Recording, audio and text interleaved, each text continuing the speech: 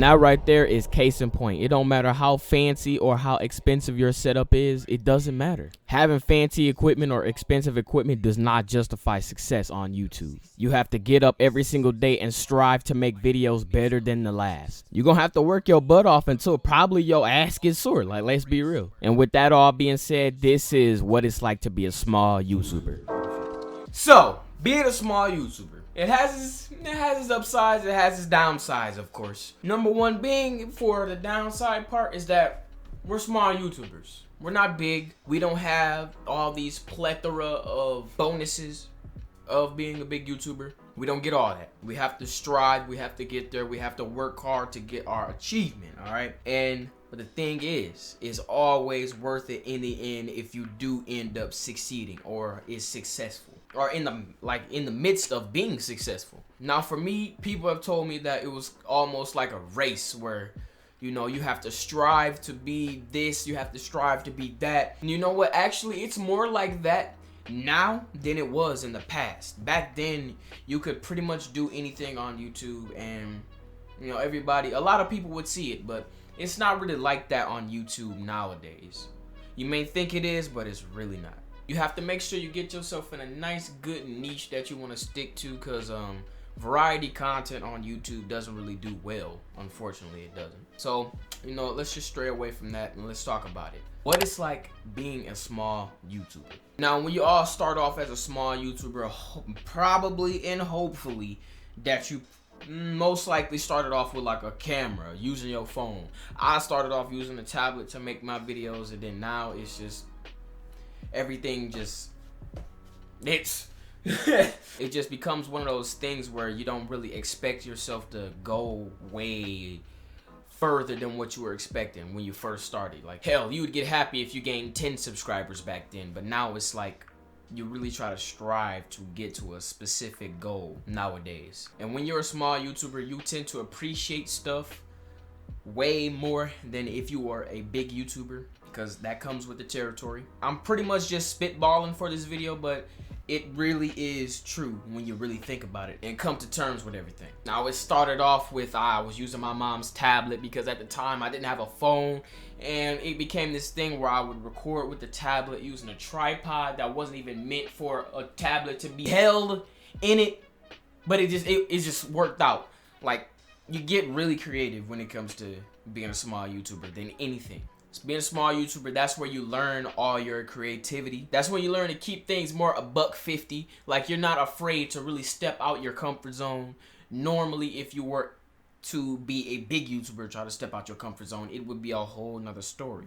Because when you're small, you're experimenting with what you want to try out, try new things, and see what works for you. And, hey, once again, comes with the territory. But it started off as I had a tablet, then I upgraded to a laptop, then I upgraded to a blue snowball, then I upgraded to a Elgato. It's like upgrade after upgrade after upgrade to become an actual YouTuber. Now, after you get all these upgrades, it's just now it's all up to you. You have to make good content. You have to make content that people will actually enjoy, but it doesn't really turn out like that.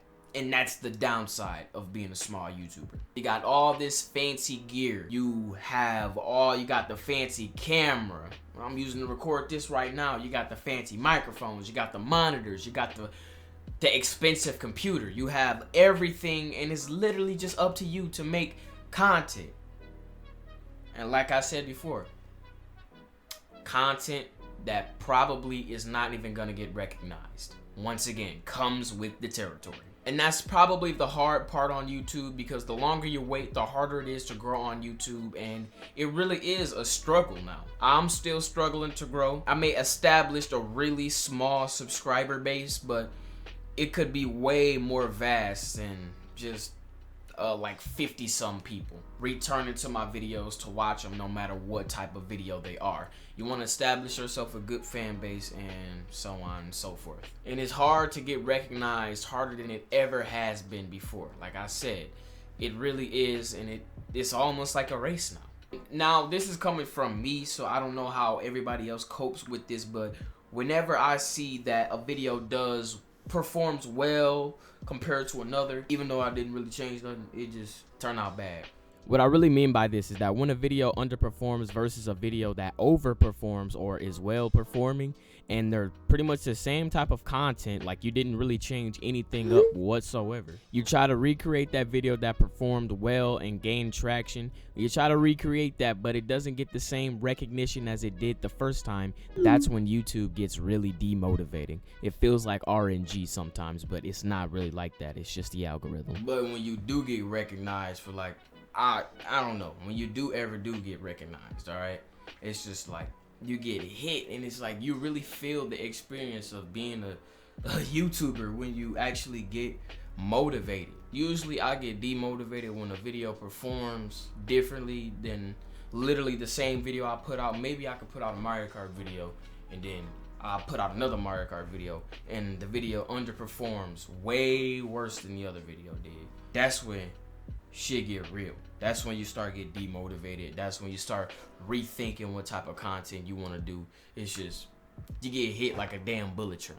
And that's really how it is to be a small YouTuber. You gotta find that good niche, man. You gotta find yourself a nice little good area, and then hopefully you can capitalize off there, because a lot of the time, not a lot of people have those moments where they get to experience, you know, exposure, validation, getting people to subscribe, getting like a subscriber spike or a view spike. Not a lot of people is gonna get to experience those before they end up quitting eventually, because YouTube is either too hard or it's too time consuming. And now you know, being a small YouTuber is hell. Anyways, hope y'all all enjoyed this. I tried to go for a more professional look for this video, but you already know, Make always coming out with the good content. Thank you all so much for watching this video. If you all enjoyed the video, don't forget to super jump, punch that like button.